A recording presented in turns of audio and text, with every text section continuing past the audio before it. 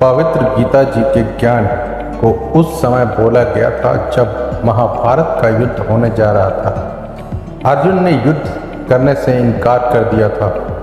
युद्ध क्यों हो रहा है? इस युद्ध को धर्म युद्ध की संज्ञा भी नहीं दी जा सकती, क्योंकि दो परिवारों का संपत्ति वितरण का विषय था। कौरव तथा पांडव का संपत्ति बंटवारा नहीं हो रहा था। कौरवों ने पांडवों को आधा राज्य भी देने से मना कर दिया था। दोनों पक्षों का बीच बचाव करने के लिए प्रभु श्री कृष्ण शांति दूत बनकर गए, परंतु दोनों ही पक्ष अपनी अपनी जिद पर अटल थे। श्री कृष्ण ने युद्ध से होने वाली हानि से भी परिचित कराते हुए कहा कि ना जाने कितनी बहन विधवा होंगी, ना जाने कितने बच्चे अनाथ होंगे, महापाप के अतिरिक्त कुछ नहीं मिलेगा।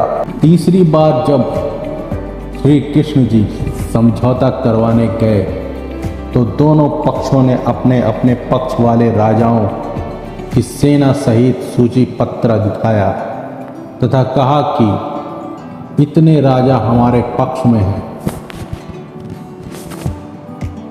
तथा इनके पक्ष में भी इतने हैं।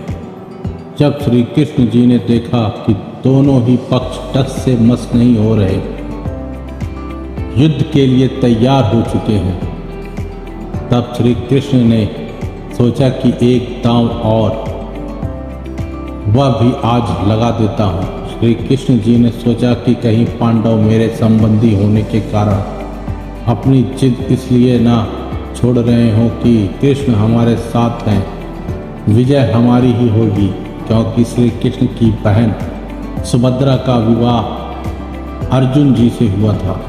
श्री कृष्ण जी कहते हैं कि एक तरफ मेरी सर्व सेना होगी और दूसरी तरफ मैं होऊंगा, और इसके साथ ही साथ मैं वचनबद्ध भी होऊंगा कि मैं हथियार भी नहीं उठाऊंगा।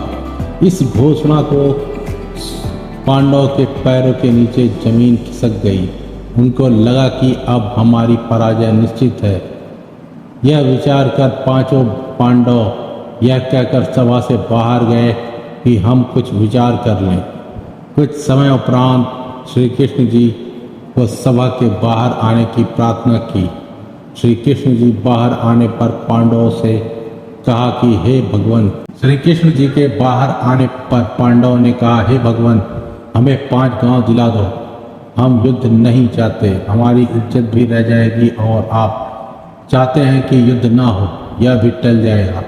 पांडव के इस फैसले से श्री कृष्ण जी बहुत प्रसन्न हुए और सोचा कि बुरा समय टल गया। सभा में केवल कौरव और उनके समर्थक शेष थे। श्री कृष्ण ने कहा, दुर्योधन, युद्ध टल गया है। मेरी भी यह हार्दिक इच्छा थी, आप पांडवों को 5 गांव दे दें। वो कह रहे हैं कि हम युद्ध नहीं चाहते। दुर्योधन ने कहा कि पांडवों के लिए सुई की नोक तुल्य भी जमीन नहीं है।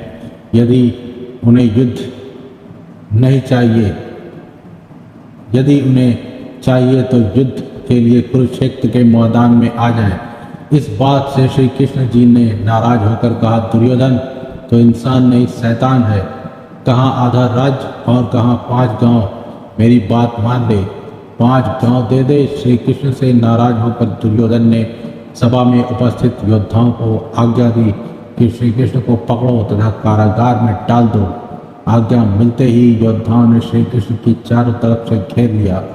श्री कृष्ण जी ने अपना विराट रूप दिखाया, जिस कारण सर्व योद्धा और कौरव डरकर कुर्सियों के नीचे घुस गए तथा शरीर के तेज प्रकाश से आंखें बंद हो गई।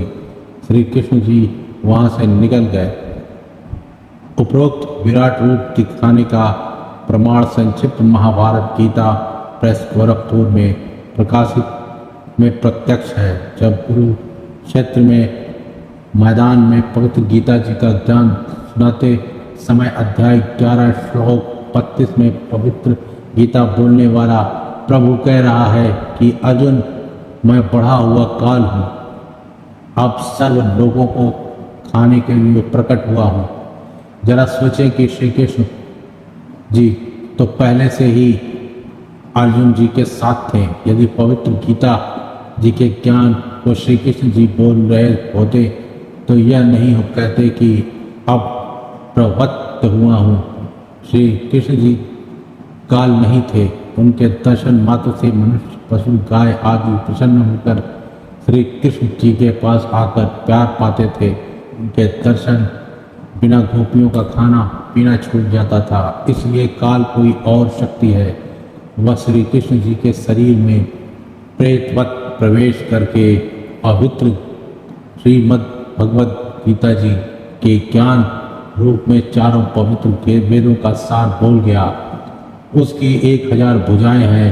श्री कृष्ण जी श्री विष्णु जी के अवतार थे जिनकी भुजाएं 4 हैं।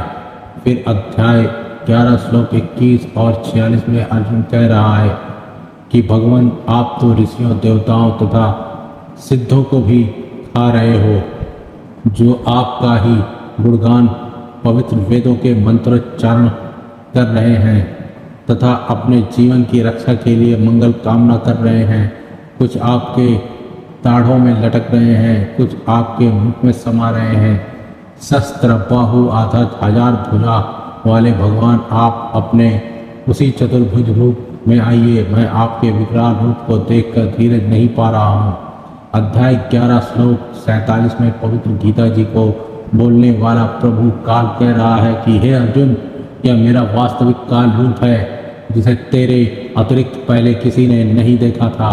उपरोक्त विवरण से यह एक तथ्य सिद्ध हुआ है कि कौरवों की सभा में विराट रूप श्री कृष्ण जी ने दिखाया था तथा महायुद्ध के दौरान मैं विराट रूप काल श्री कृष्ण जी के शरीर में प्रेतवत प्रवेश करके अपना विराट रूप काल ने दिखाया था। नहीं तो यह नहीं कहता कि यह विराट रूप तेरे अतिरिक्त पहले किसी ने नहीं देखा, क्योंकि श्री कृष्ण जी अपना विराट रूप कौरवों की सभा में पहले ही दिखा चुके थे।